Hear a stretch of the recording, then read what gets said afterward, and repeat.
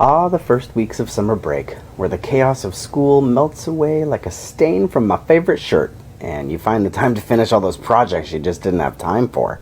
It's kind of like doing laundry for the soul. You sort through the highs and lows and wash away the stress. I don't know about you, but it's time for me to hit the paddleboard. Start diving back into my hobbies. I breathe deeply, inhaling the scent of morning walks and, well, frankly, lavender laundry soap. And I exhale all the weight of email.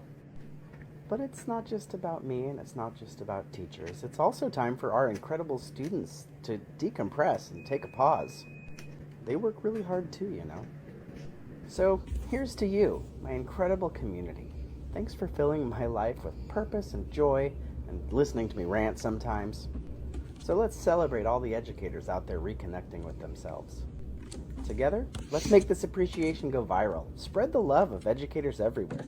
So here's to the magic of decompressing in summer.